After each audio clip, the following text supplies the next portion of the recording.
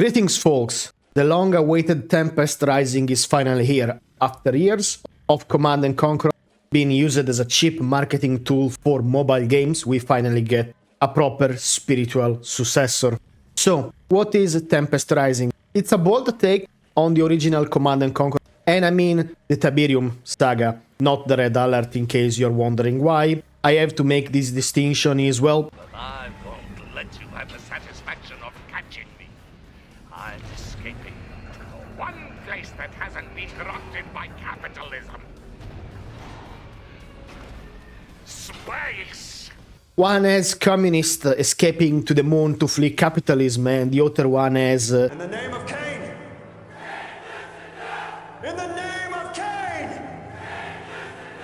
In the name of Cain! Cain lives!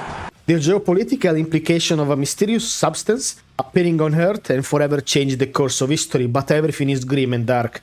Let's begin. The story. In Command & Conquer, the main resource that changed humanity was Tiberium, an alien crystal-like organism that arrived on Earth. And in Tempest Rising, well, it's Tempest, the main resource you will need to harvest to build up your bases, up your defenses, and master your armies. Essentially, the same gameplay loop with some key differences. Tempest Rising takes place in an alternative timeline after the Cuban Missile Crisis escalated to the point of no return. 30 years later, Earth is still scarred by the nuclear conflict. However, it's a world that is far from being dead, unlike most post-apocalyptic scenarios. The maps are all gorgeous and they show level of decay and the scars of war that persisted throughout the world. The rebirth of humanity was due to the discovery of a plant organism that revolutionized science and became a source of free, endless energy. And ironically, the growth of Tempest is faster in zones that were irradiated by the nuclear conflict. The old governments have largely collapsed, leaving room for only two main powers in the world: the GDF, the Global Defense Force. Gotta say, your file was a pretty impressive read. I'm Colonel Fisher. You'll be reporting directly to me. We could certainly use someone with your track record. Intelligence has a situation brewing in, which are clearly the leftover of the Western governments and other nations reformed under a UN-like states governed by a council of people. And then you have the Dynasty. Okay, all right. Note to self, breathe before laugh. Breathe before laugh. Who are a paramilitary group who got the worst out of the nuclear conflict and see the Tempest as their birthright. It's immediate to any Command & Conquer fan that these two factions are a mirror to the original Global Defense Initiative and the Brotherhood of Nod. It's just a shame that we have no Cain character in this one. There is also a third faction known as the VETI.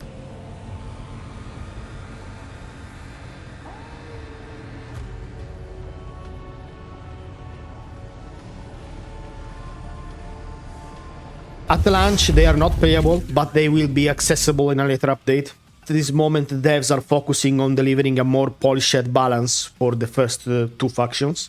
However, you can still fight them in the campaign. And well, they are kinda alien themed around the Tempest, so with the lightning and... however, I don't want to spoil too much. Just think about these keywords: Ancient Egypt and Pyramids. The games feature two unique and separate campaigns for each faction, where you take the role of a new commander for the GDF or a new marshal general for the Dynasty. You even have the option to ask questions to the characters between the missions, so you get more of a clear picture of why the war is happening. In total, this game delivers 22 unique campaign missions, 11 each, which is already a good number in my opinion. The game also doesn't deliver any real actor, unlike Command & Conquer, and everything is done through CGI. Voice acting is well delivered, and there are quite a few cutscenes in between the missions. And well, the story is quite gritty. The gameplay. So, how is Tempest Rising as an RTS? I do not claim to be the best RTS player in the world, and not even a good one. However, for people that never played Command & Conquer, I will sum it up in a simple manner. You have money, you get those by placing harvesters who collect Tempest. Those harvesters can be damaged, destroyed, and even captured by enemy engineers. And as they are vehicles, they can even run over infantry and kill them. The second resource that really matters is energy production. So, what does it mean? Well, buildings require power plants to function, just like the real world. Keeping a steady flow of money and energy is essential. Enemies, and even yourself, can destroy enemy generators, and if the generators are down, then defenses and even unit production will stop, so they need to be protected fairly well. There are also faction-specific resources, such as the intel for the GDF, that can, for example, be generated passively by certain buildings, or earned by units through specific abilities, like using marking bullets and then killing those marked units. Intel is very important for the GDF, because they need it not just to use special abilities such as missile strikes and spy drones, but even to build higher tier units. The good thing about faction is that they're very different, which is good. I'm sure they will properly fine-tune and balance in each specific case. The GDF is very high-tech. They rely on drones. They have several high-tech kits at their disposal, and it's frankly very fun to see little small drone and going in and tearing up tanks. They also have tools to counter the possible infantry rush of the Dynasty. For example, the Riot light armored vehicles, they can stun enemies' infantry in a radius around them. They have the option to build multiple buildings in queue and place them already, while the Dynasty has to pay the cost and then place after the building is finished. The Dynasty can also overcharge the reactors, damaging building around them, but greatly speeding up their production. They can also spend energy generated to enact faction-specific bonuses, which, however, have a hefty upkeep. Combat is very dynamic and follows the old rule of Command and Conqueror, a sort of rock and paper scissor balance. If I have to find words to describe it, this is probably the closest thing I can think of. You have, for example, tanks that are very effective against light vehicles and then can shred them super fast. Then you have light vehicles which are usually very strong against infantry. Then you have type of infantry like the missile launchers or the grenadiers, which are very effective against the tanks and buildings. However, this is layered with faction-specific units and doctrines, provide specific bonuses. And with the existence of both artillery, specialist units and aircraft, this becomes much more complex overall. So, fielding a very diverse army is rewarded.